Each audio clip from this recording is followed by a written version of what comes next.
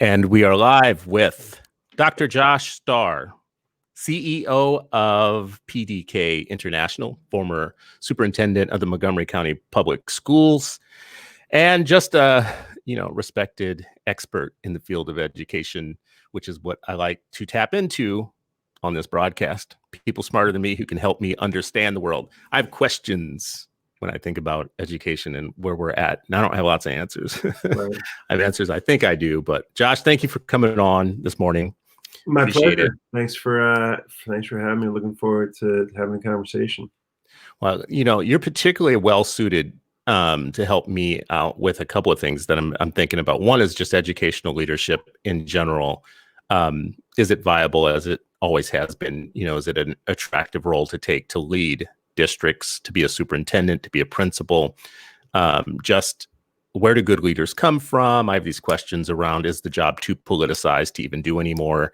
And if we've just hit an era that's different than before in terms of public opinion about the role of schools and tests and measurements and teaching and learning, like, are we just in this Trumpian post-truth era now where we can just drop everything that we've done before and call it a day? I do want to start with this quote. You wrote something in 2018 that I thought was interesting for this conversation. Well, no, I mean, you wrote about bold leadership in 2018. What kind of bold leadership do we need? And there's this quote: if they want to take bold action to confront inequities in their school systems, superintendents must be willing and able to afford to burn some bridges along the way. What are some type of bridges that you would have to burn to be a good leader? So when I was in grad school, we used at Harvard Graduate School of Education, the Urban Superintendents Program, and we learned from some of the best, right? The Rudy Cruz and the, Beverly Hall before Atlanta, and all the, Tom Pazan and Carl Cohn and all that. And there's always talk about what's the hill you're going to die on. Like, as Rudy said, and I people attribute this to me, and I always say it was him, you're going to get fired. So who's you're getting fired for? Yeah. And I actually, as I've gotten older, I don't know that kind of polemics actually is helpful, but I do think, particularly back then, you need to take a strong stand around equity and issues that just are right or wrong. And I think that, you're going to, the bridge burning is just this idea, you got to take a stand for things. And sometimes it's not popular, but you have to do it in a way that helps people understand why you're doing what you're doing. And they have a right to transparency, and they have a right to understanding how decisions are going to be made. But you got to, it sounds so trite, but you got to do the right thing. And some people are just never going to agree with you, and that's okay.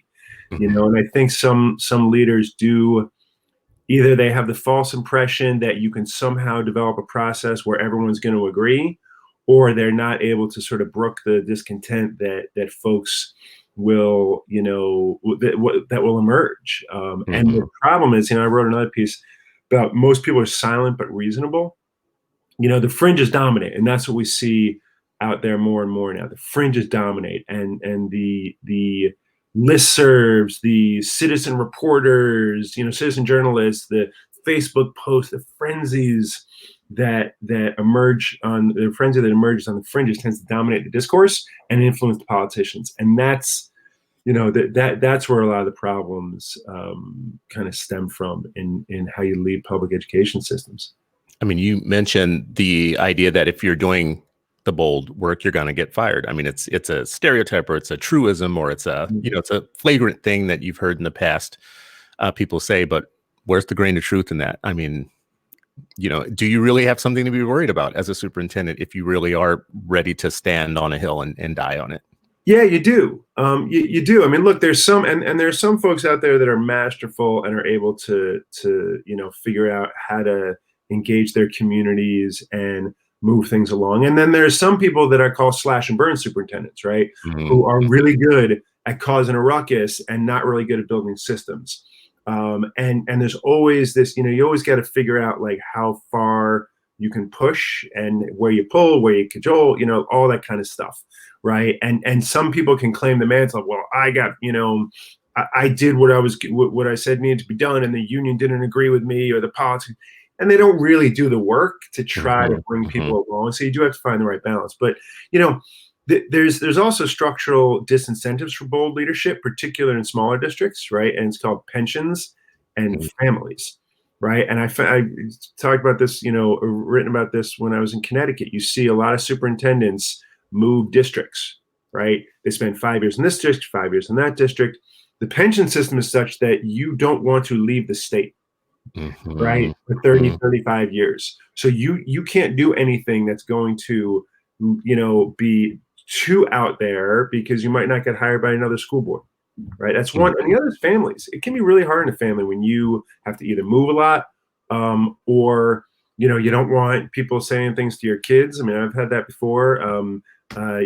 Publicly or whatever it might be. You got to protect your kids, and sometimes that may keep you from doing some of the bold work if lots of folks are going to get upset about it.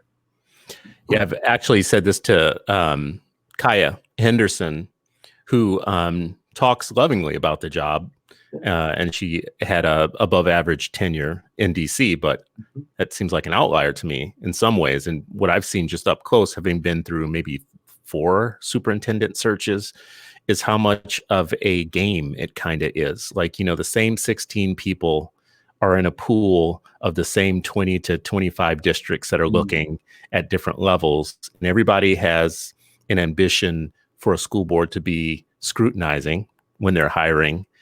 The school boards often, having been a school board member, have this idea that you're like hiring somebody for a long time, when actually all the science tells you you're not. Right. Like, I mean, what's the science telling you? You maybe 3 years?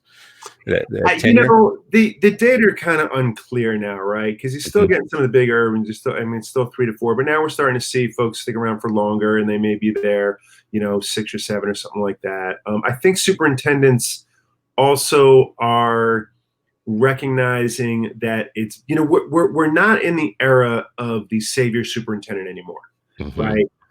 The people come in and, on their white horse. I think we're starting to recognize that kind of leadership is not the kind of leadership that is really going to move the needle. I mean, look at what Sonia's doing in Baltimore City, right? Look at Susan Enfield in Highline. Look at, Carvalho in Miami, right? I mean, there are people that have stayed for a long time and have done solid work, and it's not I'm going to burn the house down kind of work, right? It's I'm going to build the system up and figure out and get in there and roll up my sleeves. And I'm not looking for, the next job unless I'm forced to.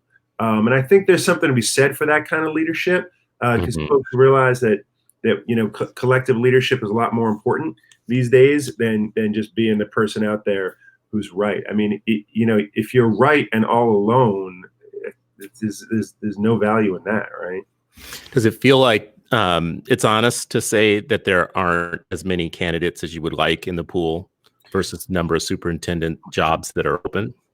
So I think there's 2 challenges here. I think, yes, that's definitely the case. And I speak to folks, deputies and assistants, or even, principal, like, when are you going to think about being a superintendent? Like, nope, I don't want that job, right? But I also think we're limited in how we think about it, right? Women don't get jobs in as much as they should, right? Leaders of color don't get jobs as much as they should. So we tend to so we only look at the traditional pool, right? It may be limited. And I think we have to expand our notion of, of who can be a superintendent. I think we also are oftentimes looking for folks outside, and I've always been the outsider coming out. And I actually think that in many ways it's better to cultivate folks from inside the system.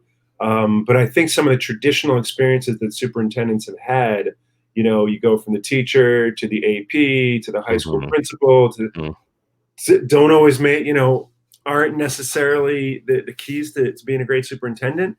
And I think that the pool may be limited because we make certain, a sandbox that's pretty small for people to play in, frankly. So I'm going to name names, and just, if you're uncomfortable, you don't have to answer to it, but I'm just going to name names because I have real world examples.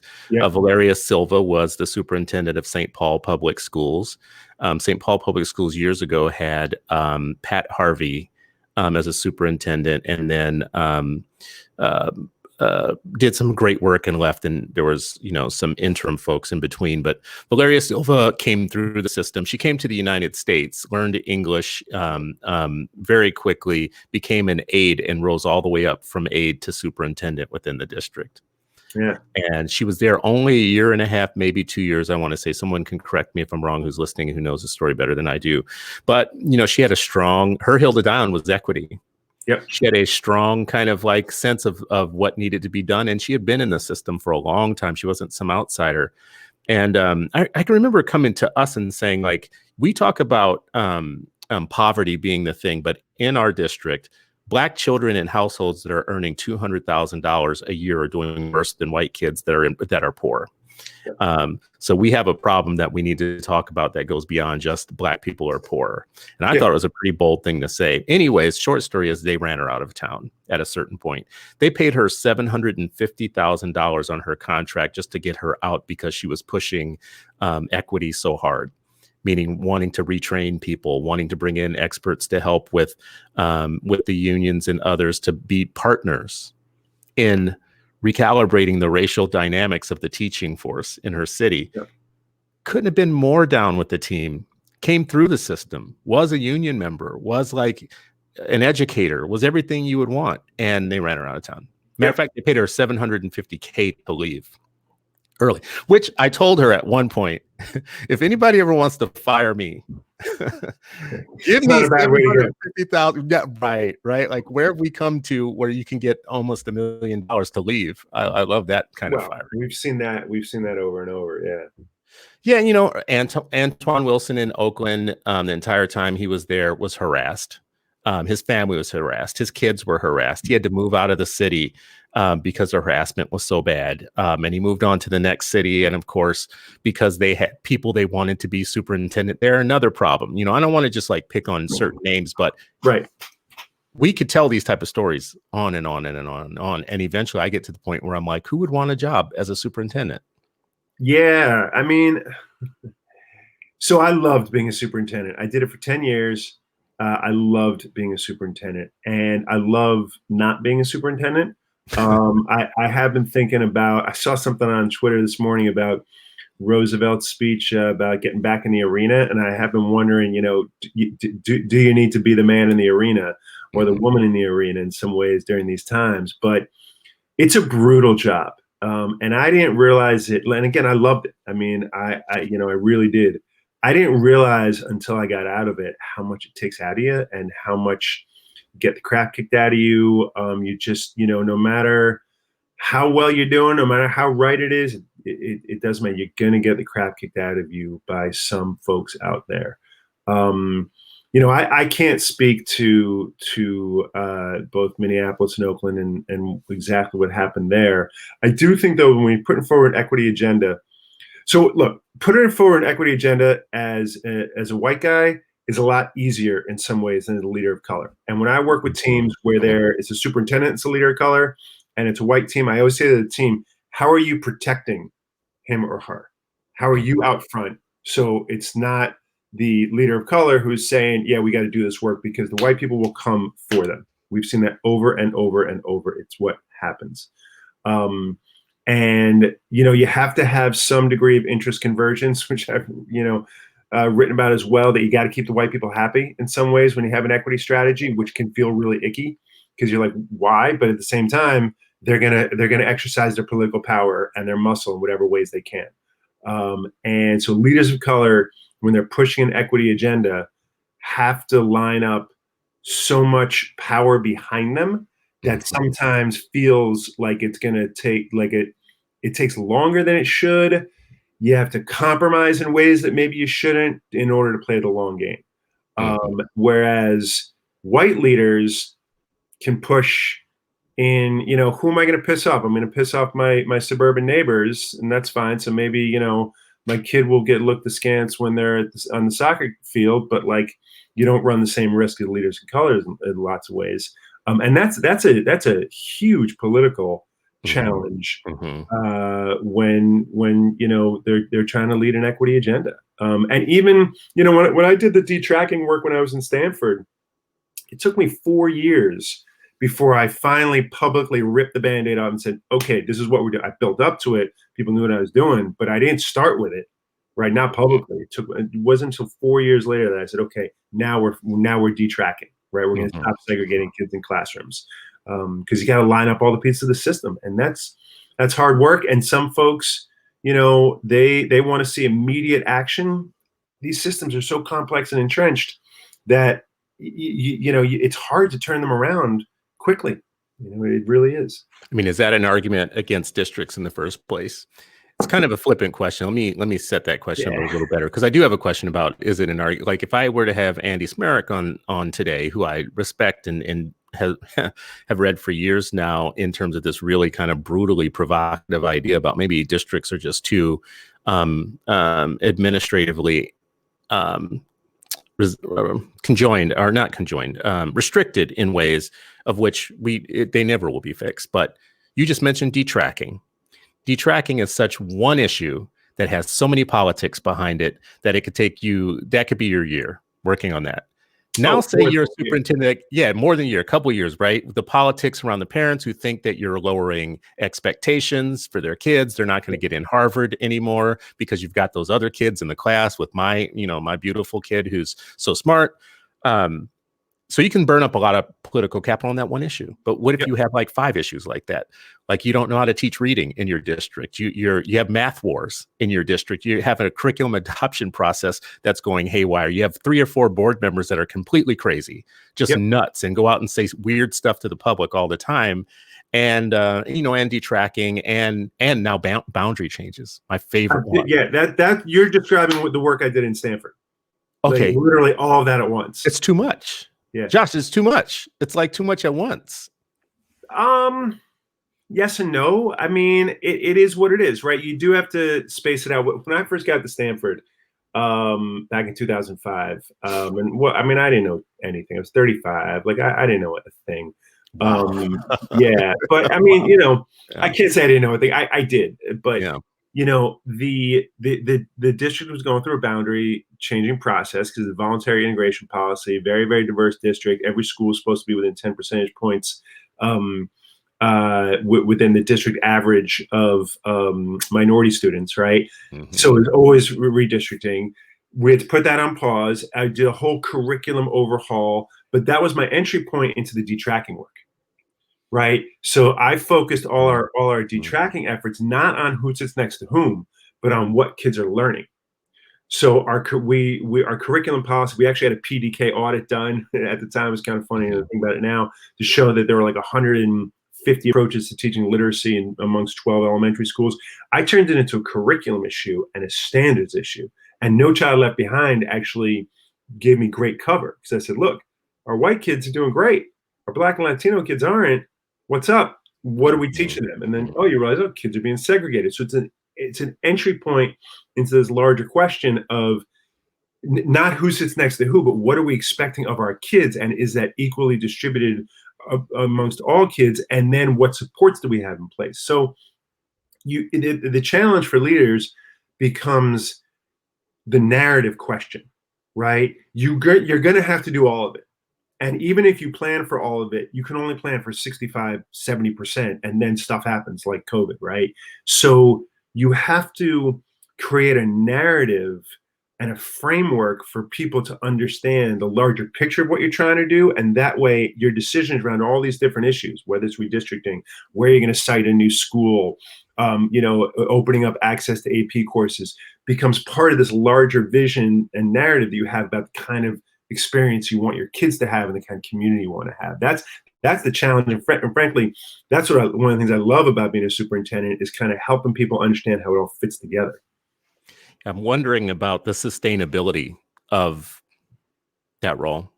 You and I talked before we came on air just about the long hours you can work as a superintendent. You're coming in, I've watched a couple of superintendents who I've been close to, be at a community meeting that goes on forever at night, and then another one the next night. And, with an early morning meeting with political people the next morning, like with the mayor or somebody or whatnot. So full days, like long days of work, and the sense of you're being paid well. Let's not cry too much. Superintendents are Oh being yeah. paid well. They're paying well above what the average American worker is paid for anything.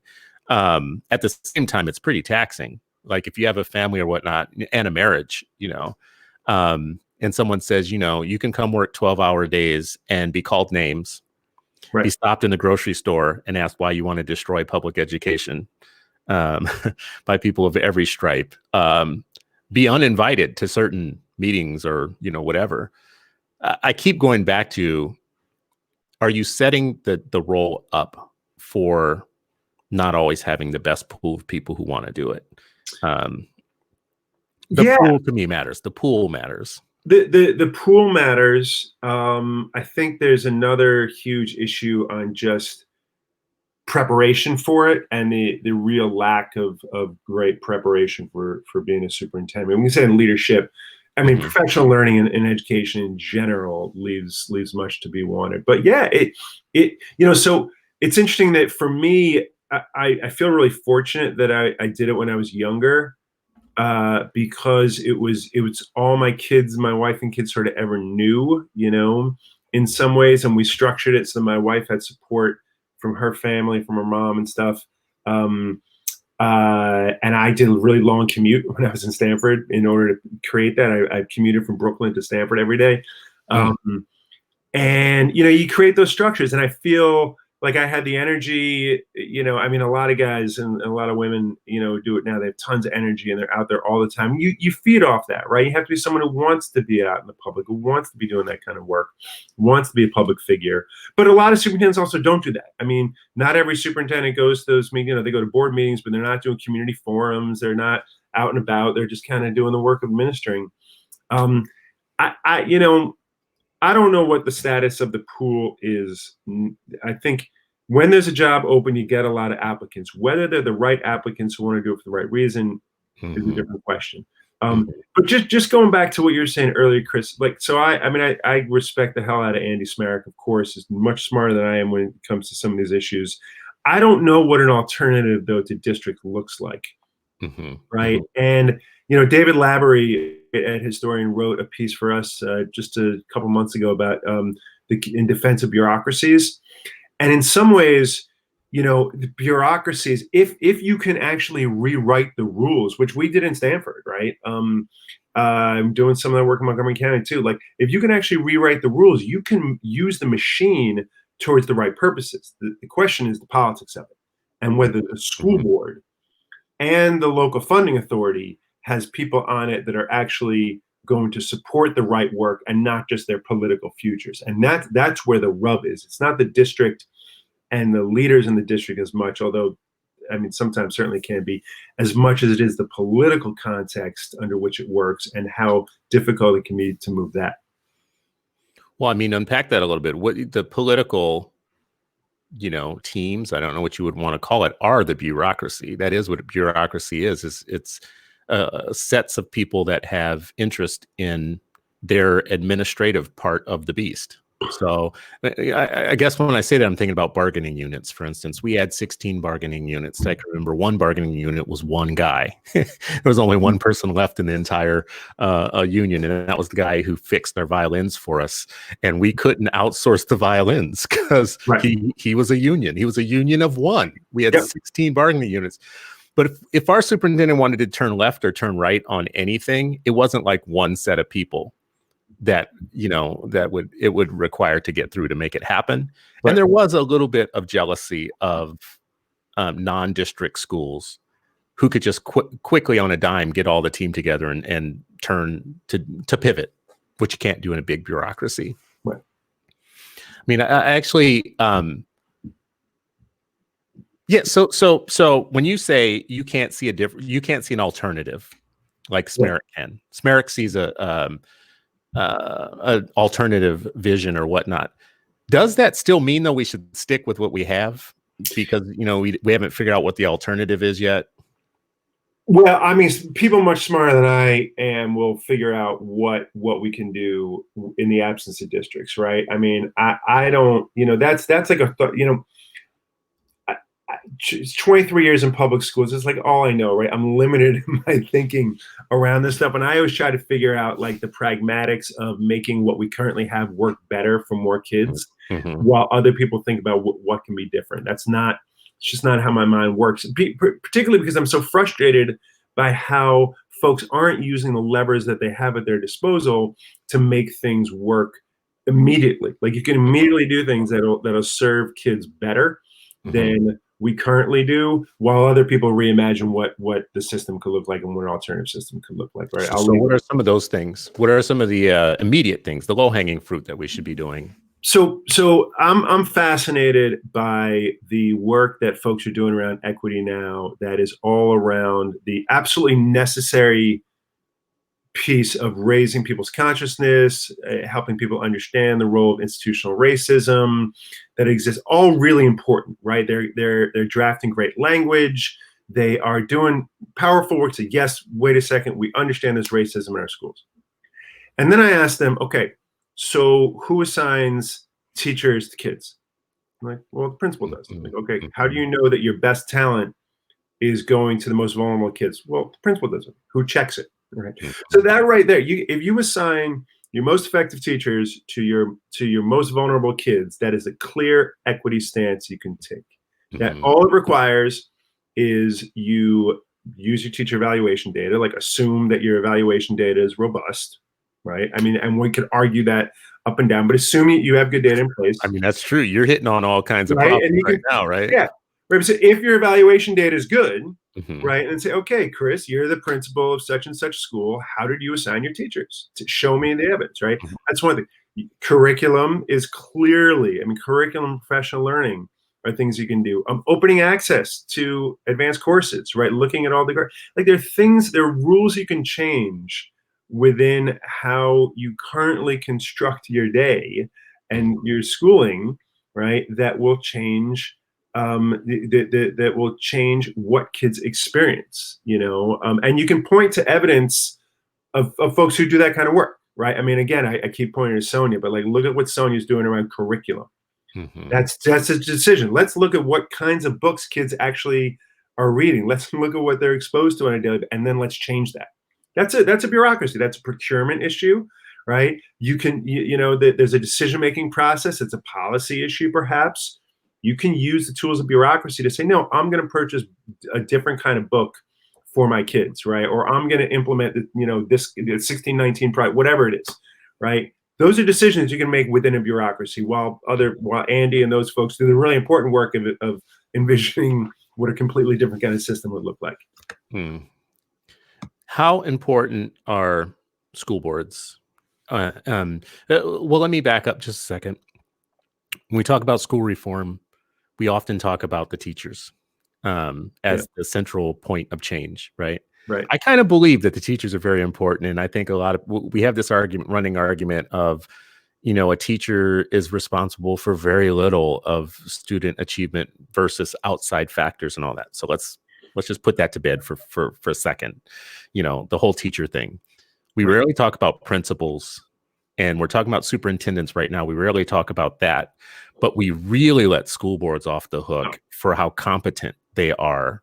And we entrust them with an awful lot of power, like to pick the executive, to hammer I got 5 emails today from 5 people who told me that you're not being very responsive on such and such, whatever.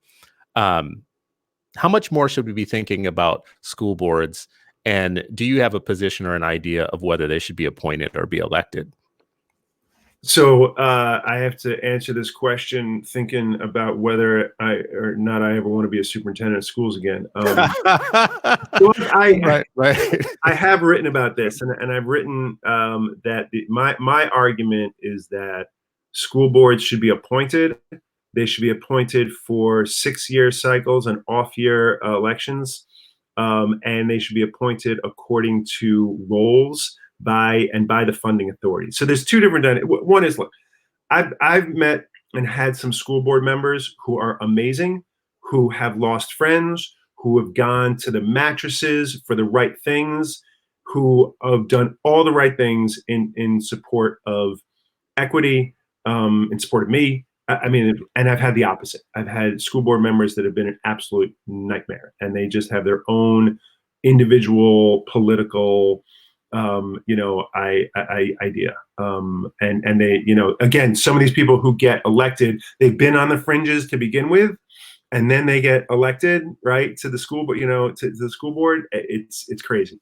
Um, then there's the challenge of the funding authority, depending on the jurisdiction you're in. I don't know how Minneapolis works, but in every place I've worked, you have your school board, but then you have to go to the local city council, county council, mayor, whatever, to get your money, right? And they have their own politics as well. And I actually think we need to make the school system more accountable to the funding authority, right? So that way, the people who are funding it can't just throw stones on the side and say, "Oh, you should have done this, should have done that," but they've got some skin in the game. So that's one thing. And what we see with school districts that have a great school board culture, look at Long Beach, California, Chris Steinhauser, Carl Cohn, and I just appointed somebody new. They've got a culture of school board norms that are deep and long-standing within that community. Right? So you can create effective school board cultures, but they are not held accountable. They are not experts at all in actually teaching kids, right, or running systems. And they're elected. It's a really tough position they're in. You're elected on, I'm going to fix special education. I'm going to make sure that every school does away with AstroTurf. I'm going to whatever. And then you get in there and realize, holy crap, right? This budget is so complicated. How do title dollars work? Wait a second, we have contracts.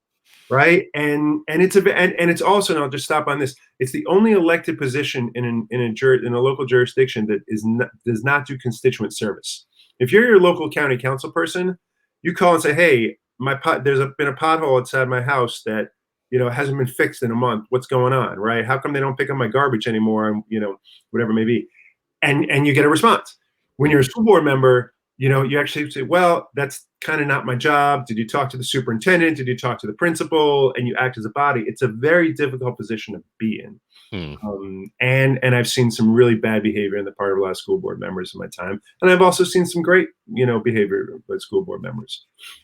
I've seen both, like you. I haven't seen an awful lot of expertise in the job. I've seen a lot of populism, negative populism, and very often anti-equity populism. Oh yeah. So I've seen a lot of good work erased because of people running on the negative rather than running on the positive. Absolutely.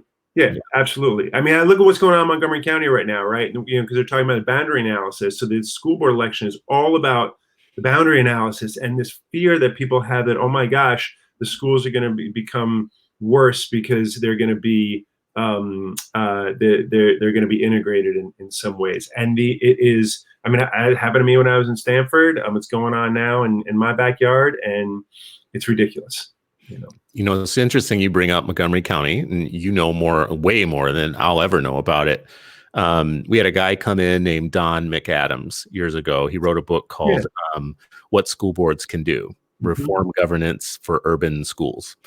And he did like 3 or 4 days with us as a retreat for our board to give us kind of some gold standard stuff. And Montgomery County was one of them. Like it was one of the counties we studied, and we studied them, I think, on equity and integration as the gold standard in a way, which makes it pretty interesting to me now of what we're seeing there. So you and I are probably different on this point around, I'm very cynical around integration as a educational strategy. Like it's a sociological strategy, but it's not an educational intervention at all. I agree with you completely on that. And people who say like it's the only thing that has ever worked, the one thing, you have a lot of social science research that tells you that something like that it's a powerful tool, integration. I'll say that.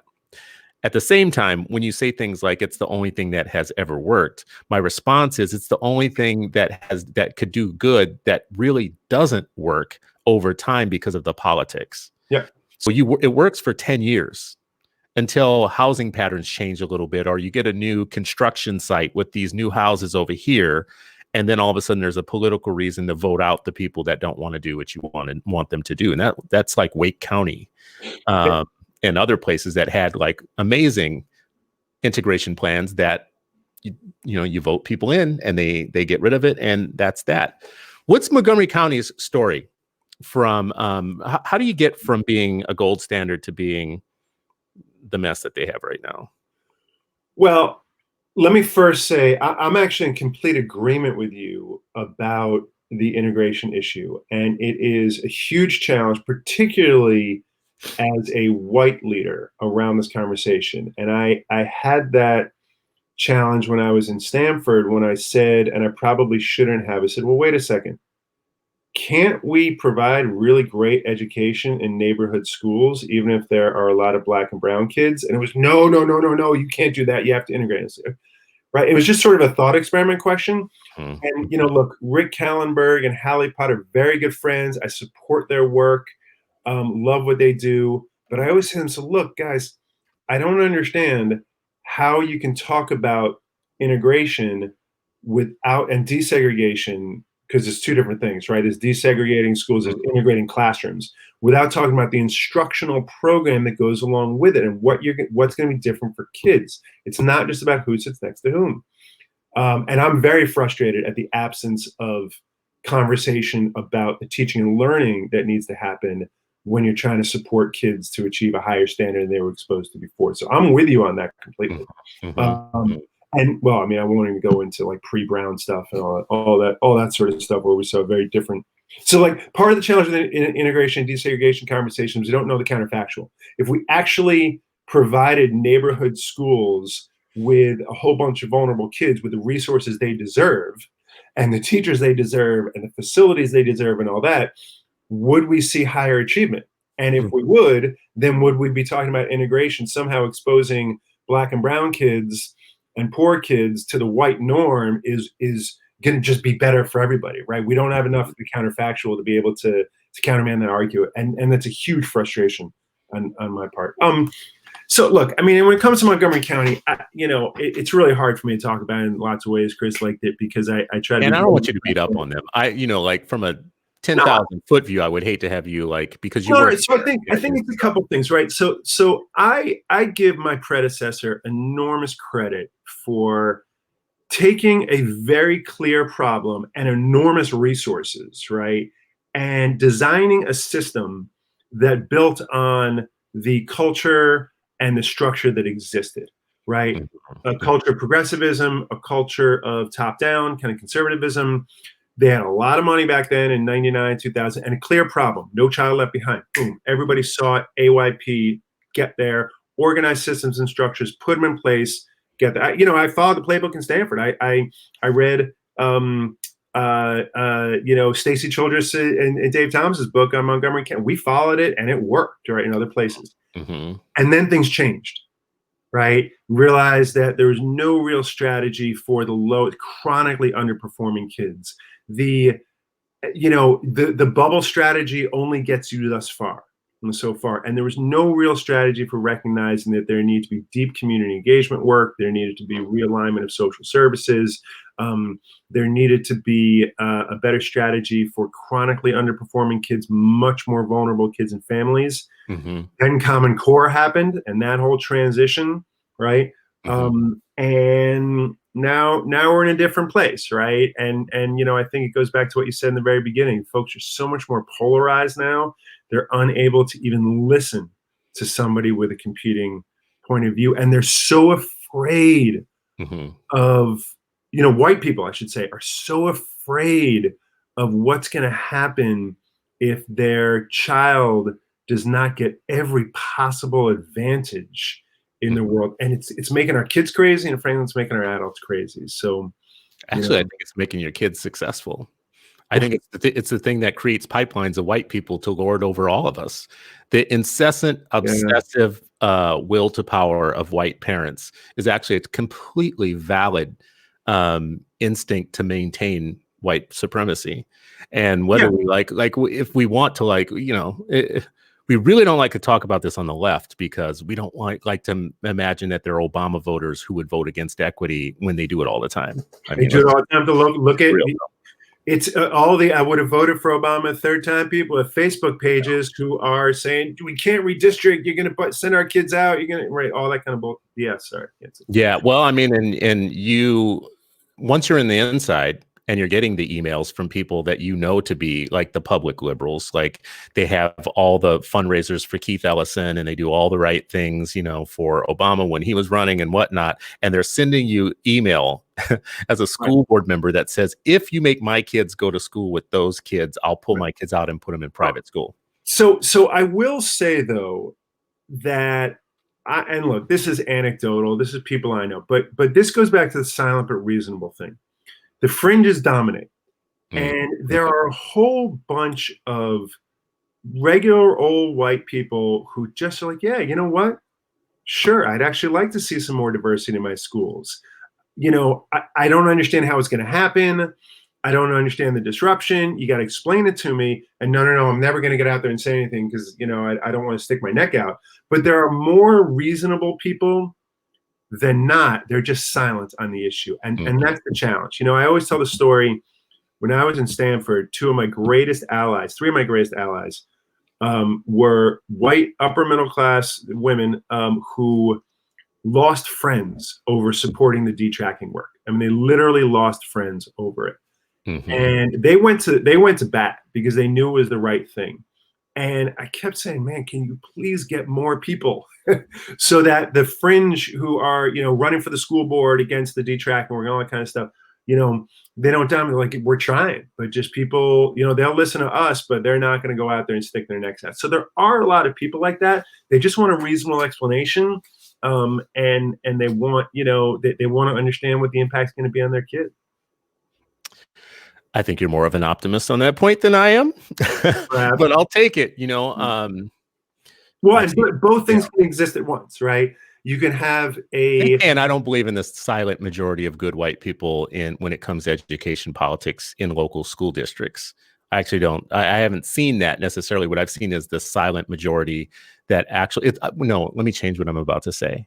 What I've seen is the invisible white hand that destroys equity and you never know where it came from. It's powerful and it's silent and it happens in people's living rooms over wine and cheese, and things are drafted up and made. School board meetings are taken over in ways. You get email campaigns and phone tree campaigns. You have political people call you from other political offices and say, I'm hearing lots of stuff about what you guys are doing over there. I don't know what you guys are doing, but you better stop it. So I'm not disagreeing with that at all, Chris. I'm just saying both exist, and lots of times so that absolutely exists and is powerful without a doubt. Organized. Right. And then there are a lot of other folks who are just like, I don't really want anything to do with that, but I don't know what to do. And they hear that, they hear what you're describing, and so then they you know, sort of just go along with that because it's easier. But if they were given an opportunity to engage in another way, might actually say, wait a second, yeah, you know, this could be okay, right? I mean, that's, you know, I don't know. And frankly, that's what I saw again. And go back to Stanford when we did the detracking work. We saw that, you know, there was certainly a small, really, you know, a group that was really opposed to what we were doing. Most people were reasonable, and once they saw their kids were doing fine, they're like, I'm cool. This is, you know, no big deal. It's good for my kid. I'm not going to complain about it, even though someone told me on the soccer field that it was going to be a disaster. So. Well, I like your optimism. I'm going to support it.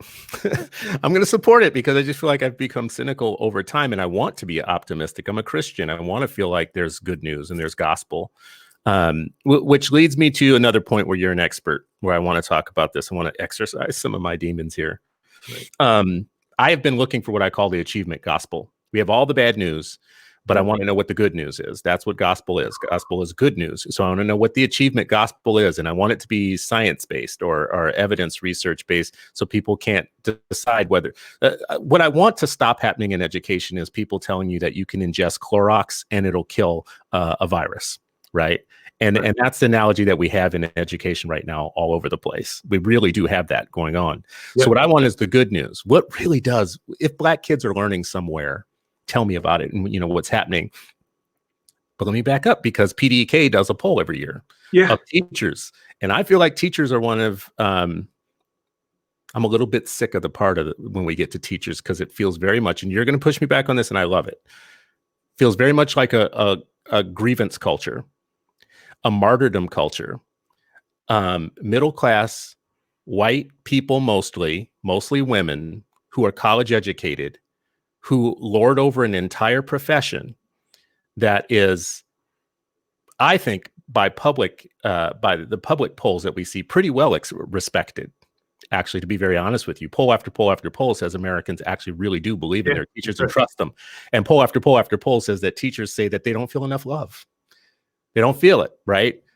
I look at your poll, and it's really so insightful to me. Like there's a big disconnect between how teachers feel and how the public feel about them. And I wonder if you can, number one, help us think about that a little bit. Like, what's the gap? What's the rub there? And then I do have a question about how you guys decide which questions to ask. Yeah. So Like, what you zone in on. So yeah, our poll, it's not, sometimes we've been able to include teachers depending on how big we can make the sample, but it's really just of the public.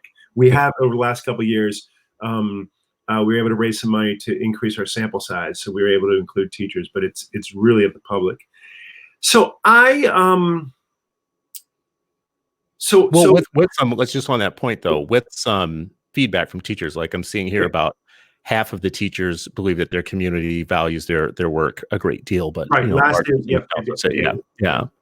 So I do think that there is, this I used to use this line back when I was a young teacher, and then in grad school, that the system breeds mediocrity.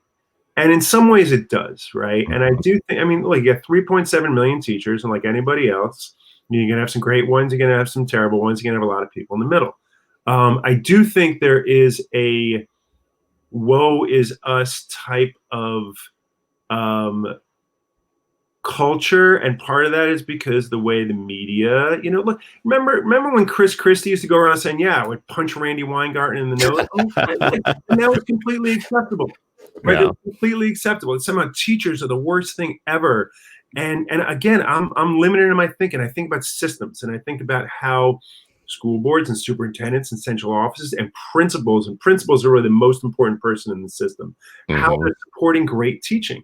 And teachers are pretty much going to respond to the system that they're within, give or take, for the most part. And I don't think that they are. I love teachers, right? I absolutely love teachers, and I've seen some mediocre ones, and I've seen some amazing ones. And I think that it's part of the challenge, Chris, is I think that, like, people only see their kid's teacher; they don't see all the stuff that goes on behind them, and the bad decisions that can be made, or the good decisions that can be made that may constrain a teacher or may support a teacher, right? A teacher that's doing a great job typically is one that is not doing it in isolation, unless they're that, diamond in the rough kind of school. They're within a whole system. People don't see that. They're just like, oh, my teacher's great, right? Good. Or my teacher sucks, right? That they don't see all that stuff behind them. So it's just not that simple, right? There's collectively, as a profession, right. My rip on them is that it's a very narcissistic occupation. They can't stop talking about themselves. There is not a single conversation in educational policy at high levels where they can't stop pulling the we're a victim martyrdom card. And you're just not respecting us. You're underfunding us. You're trying to destroy public education. You hate teachers. You're teacher bashing. You keep going down the line. True, but a lot of that's true. There's a lot of teacher bashing. There is absolutely, and they go around bashing people. There's a lot of attempts to destroy the teaching profession.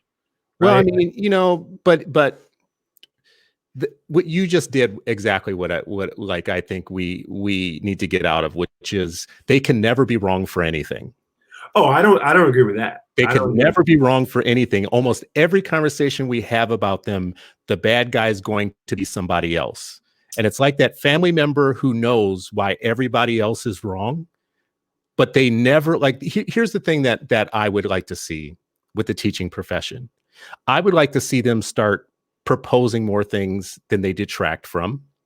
I would like to see them have a positive agenda That isn't just the billionaires are coming to kill us. People are trying to destroy public education. They're taking our money. They're taking our this. They're taking our that, which very much seems like what the right wing does all the But time. you're listening to You the know, fringes also, Chris, no, right? no, Like, no, no, no, no. That's the main leadership of the teaching profession. That's Randy Weingarten and Lilly at a very high level, you're talking working with about the people, unions, right? But if you national leaders of their profession. These are the national leaders of their profession. so I will also say, and I had this experience in Montgomery County, right? You look at the leadership in Montgomery County Education Association, third biggest in the country. Mm. Mark Simon, and then Bonnie Cullison, and then Doug Prouty. I mean, they led on equity issues more. They led the school district on equity issues. They were very clear, and they were very forceful about not only going to bat for equity, but also making sure that people who were not fit to teach were not teaching. It's part of what made that system so strong. Mm-hmm. So, you can, you know, there's the way the leadership may talk about it at the national level, and people can argue that on both sides, right? And find whatever data they want to support their position on it. The facts are teaching is under-resourced without a doubt. Teachers are completely underpaid, right? There's not enough differentiation either amongst the teaching profession. It's a whole nother issue, right? Mm-hmm. And at the local level, right, they can be incredible leaders and do some wonderful things for kids, right? So there's just, I don't know. I find these sort of simplistic narratives troubling in lots of ways. And I do actually agree with you that sometimes teachers are their own worst enemies by not recognizing how the way we've constructed the profession actually constrains their ability to grow and change and get better. And a lot of teachers complain about that, complain about some of their own leadership. I mean, locally and nationally, this is what I'll tell you just from one guy talking. Locally, a fully loaded teacher in Minneapolis public schools is high 80s, close to 90K. The majority of them don't live in Minneapolis. They drive in from the suburbs every day into a district that is heavily of color, but only has like 4% Black teachers, right? So you have this entire workforce driving in every day who take their paychecks back to their homes where they live. And every reform that comes up that is good for kids of color, if it's something that they don't want to do within their job, they actually have a lot of power from stopping anything from happening with a good superintendent, a good board, a bad board, whatever you want. They kind of still have a lot of power. And it's white power, just to be very honest with you. To tell the truth about that gets you into this idea that you're bashing, when really you're only thinking about the kids. You're thinking about these kids of color who are captive to a school district that has failed them for years and years and years. Now, that's on a hyper-local level. Yeah. On a national level, you look at things like the badass teachers, the Diane Raviches of the world, the kind of major narratives that they have around billionaires, school reform, destruction of the public schools. There are good people that get wrapped up in this destruction of public school stuff. I don't ever see the narrative around we should be better teachers. There's classroom things we should be doing in the classroom. No, it is true that we're like one of the number one things in a school that can make a difference for a kid. I just don't see the leadership on the pedagogical rather than the political. So in a weird way, and I don't want to convolute this too, in a weird way, kind of go we were talking about earlier about all the silent white people who actually would support increased diversity as long as they don't have to be public about it, right? That's what I've seen. Like all I know is my experience, and I will say that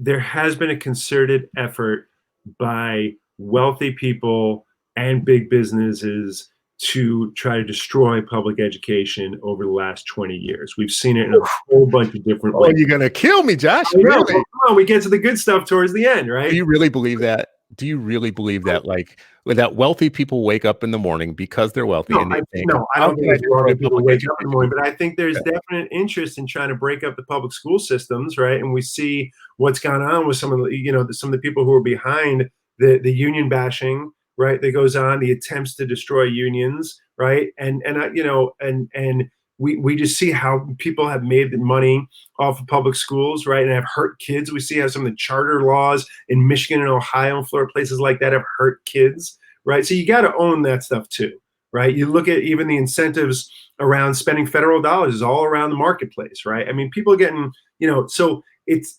and what we see at the local level, when you engage teachers in the problem solving at a school level or at the local level, good things happen if they're given the space to do it, right? If leaders are given the space. I mean, that's so, it's like we operate in these two different planes, right? There's this, the citizen Stewart versus Diana Ravitch conversation that goes on up here.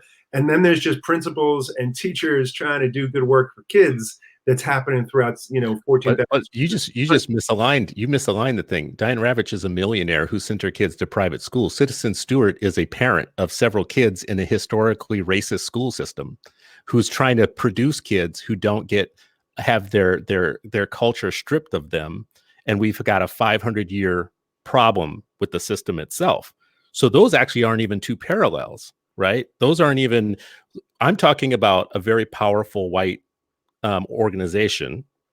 And all these, and we keep asking the question, how come there are enormous gaps between these racialized groups and these other groups, right?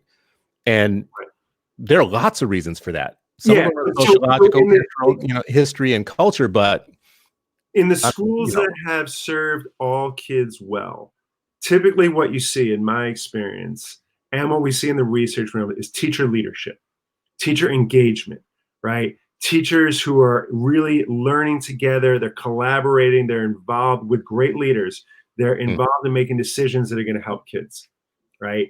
And when given that space and that authority and treated like professionals that way, oftentimes they do great things for kids, right? And oftentimes what happens in the systems or the schools where the principal or the superintendent comes and says, nope, everyone's going to follow this curriculum, and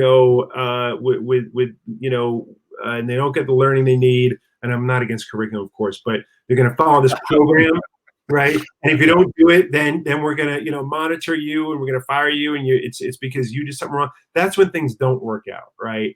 When you actually engage teachers in the struggle, then and in the learning, they end up doing great things, right? For the most part, if they're supported and held accountable, right? That's what great schools do. I haven't seen as much of the trust teachers and good things happen stuff as I've seen. I'm not saying just trust. I'm not just saying no. I didn't say trust. You got to build structures, learning structures. You got to what? Would you say? You got to build structures. Yeah. Right? It's not just trust. It's not. No. It's just like the whole autonomy thing doesn't work either. Just find me a rock star principal and give them the space. They'll do great things. That doesn't work either. Right? Yeah. You got to have systems. It goes back to what I said earlier around being, defending bureaucracy. You got to have systems that actually support their learning, hold them accountable, right? Make sure that they get what they need to do good work. It's not just trust and everything will be okay. I would never argue for that, and I've never led that way either. So as we'll wrap up on time, I become a superintendent of a medium-sized district, and I call Josh Starr and I say, Josh, I just accepted this position. What can you tell me about what I need to do in my first 90 days here? Like what should I do to just make sure that I establish honest leadership that has integrity, but is going to push for equity? What's the groundwork I should lay? So read the book Managing Transitions by William Bridges and take a look at Barry Jensen's work on entry. You got to set up two different processes, right? And this is not even thinking about COVID, right? This is just thinking in general. You have to have a personal story that you're telling to folks and a strategy for engaging with people around them getting to know you and you getting to know them, and understanding the culture of the system, understanding what levers you can pull. And it's a lot of meetings. It's a lot of just getting out there and talking to folks to find out, what the real issues are, while you're also reviewing all the documents and that kind of stuff. And then you need a real transition process where you bring experts in from the inside and outside and have them focus on particular issues: teaching and learning, operations, culture, equity, right? And then you got to look at what the low-hanging fruit are, right? Are there some clear, quick decisions you can make to show that you are going to support equity, right? And then you have to understand what the impact of those is going to be. So some folks come in and say, well, we're going to change the high school schedule because and then it falls back in their face. Right? You got to figure out how far you can go on your own, and how far, and how much you're going to need other people to help you get there. And you're going to learn that by getting out and talking to folks, right? It's a lot of what it comes down to. And look at the data. And the other thing is, you got to figure.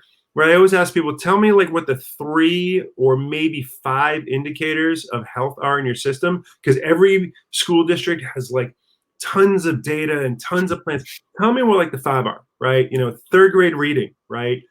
9th grade success, graduate, whatever it is, and focus on those. That's great advice. Yeah. Thank you, Dr. Starr, for coming on today. It challenges my outlook. I love your optimism, but I like your expertise more. I like your experience and your expertise and your knowledge. Folks who want to be in touch with Dr. Starr, he is the CEO of PDK. They do the annual PDK poll, which I advise you guys to read. During the conversation today, you've seen across the bottom how you can reach Dr. Starr on Twitter. He is at Joshua P. Starr on Twitter if you want to get in touch with him. Thanks so much. Appreciate you all for listening and for watching. And Dr. Starr, thank you again. Thanks so much for having me, Chris. Really, really a lot of fun.